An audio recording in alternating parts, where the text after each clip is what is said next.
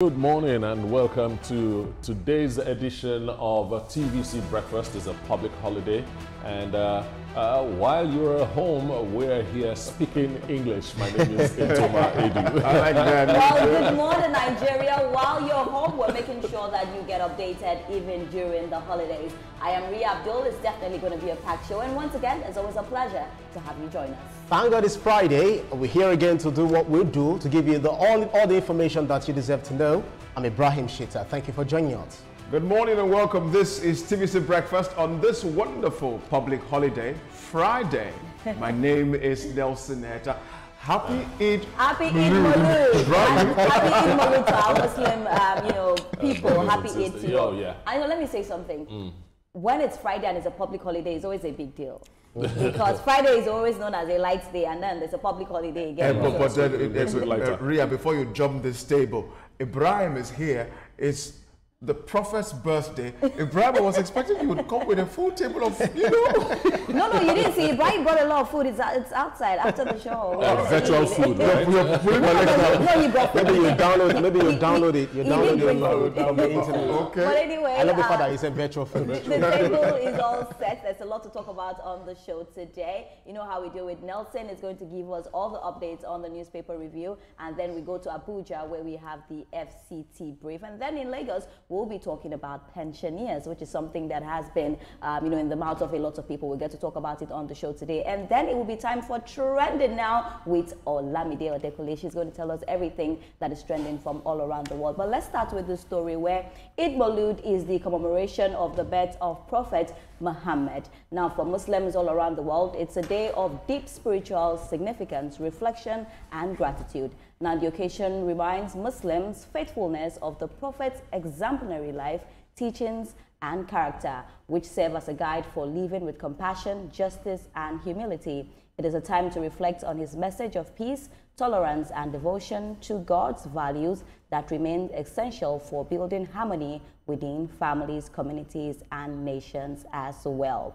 So today we're celebrating the birth of the Prophet. I don't know if it's true, but people say Muslims get a whole lot of holidays. I don't know if that's true, but there's an argument on that on social media. But, this is held every third month in the Islamic calendar, that you get to celebrate him and we get a public holiday again. And I think it's just right because when we talk about the Prophet, he's a preacher of love. He's spoken about love, he's spoken about unity, just like what we read about. But Etoma, as a Christian as well, what do you make of this? Birthdays are days that I really like. They are nostalgic days. They make you think about yourself. That's if it's your birthday, you think about yourself. I'm so aged today. Have I done well? What are the mistakes I made? And this and that. But when it is a prophet's birthday, like Prophet Muhammad, it is for deep spiritual reflections. It is a day you want to say, have I lived my life the way the Prophet said we should live our lives? These are things that I believe my Muslim brothers and sisters should wake up this morning and reflect on. I don't see it as a day of alcohol drinking. I don't see it as a day of eating plenty of rice and this and that. I see it as a day of reflection, and I hope that my Muslim brothers and sisters are going to sit down and say, Prophet Muhammad said we should do this. He said we should live like this. He said we should show compassion, show love, show this. Have I done that?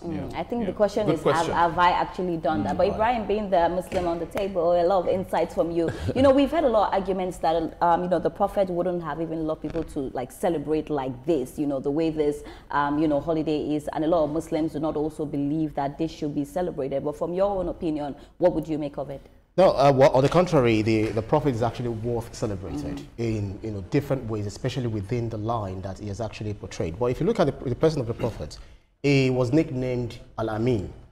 From among the Jews, the Christians, and even the idolaters, they know that he's Al-Amin. Al-Amin means the trustworthy one. So much so that before the message of Islam came to him, he called everyone, and then he stood on, on a rock. And he asked them, if I told you that enemies are coming from so and so corner to attack you, would you believe me? They said yes, because we believe everything you would always say, because we've never known you as someone who lies. And then he delivered a message of peace, which is Islam, the meaning of Islam. And then he commanded every Muslim to believe in all of the prophets that came before him, talk about Abraham, talk about Adam, talk about Jesus Christ. So it's fundamental for Muslims to believe in Jesus Christ as a condition of faith for Muslims. And then he preached, as you read earlier on, he preached about love, compassion, loving your neighbors, and justice, and all of that. But one thing that I differ is the fact that, you know, a day like this will now be declared, okay, we are celebrating the birthday of the Prophet, because one, he never did celebrate his birthday. The way he celebrated his birthday was that he stayed back, reflected on his lives, prayed, and not the merry-making, cooking rice kind of a thing. No, because he has warned us from innovation, because innovation, according to Islam, are misguidance, and all misguidance are, you know, astray, and all astray is hellfire. So he warned us from elevating him to Godhead, elevating him beyond the fact that he was the messenger of Allah, and then he is a slave, according to him, of Allah, because the Quran actually mentioned that he is not your father, he is not your bro or anything, he is a slave of Allah, he's a messenger of Allah. So we should hold it at that, because the people that even came after him, in fact, people that lived with him, the best of generation, you know, generations rather, they never celebrated it.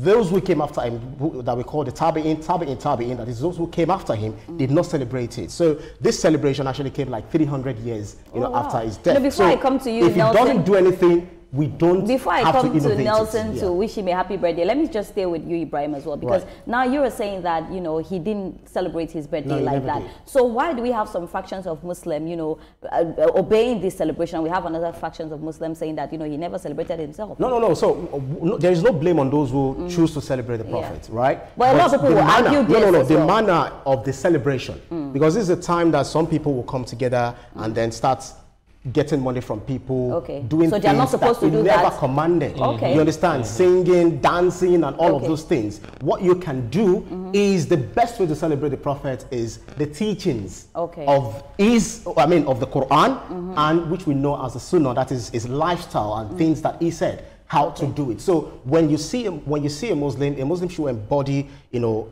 godliness, good character, good natured, be trustworthy, be truthful, do everything. That is the best way to celebrate the Prophet. Ibrahim is just telling us that don't ask for rice. We are not celebrating, it's not a party, it's all about the teachings. Ibrahim is just trying to chip that in. But now, hearing everything that Ibrahim has said today, you know, the Prophet's birthday, a lot of Muslims are celebrating. It's a public holiday in Lagos too as well. You know, let me just quickly get your opinion. You know, even though this message is for our Muslim brothers and sisters, the message of love, of peace, of unity, charity, and all of that should be a message that every human being living on earth should imbibe, whether you are a Muslim or Christian. And so whilst we are celebrating the life of the man who preached this across the world, I'd like to ask Nigerians to please emulate this kind of virtues, especially in a day and time we live in this country. We need peace and unity so that we can give room for the leadership of this country to bring us to that promised land we're all waiting for. The country now, under the leadership of President Bola Tinubu, he's trying a lot as he can. And so, especially in our northern part of the country, where we have most of our brothers and sisters who are Muslims, you cannot then take bombs and do all those kind of hideous acts that you do in the name of the man who preached peace and unity. It's contrary to what he told us to live by. And so if we can come together on all fronts so that we can see the peace and development that we need in this country, it's about time Nigeria enjoys absolute peace in all fronts. And I love the angle you took it from.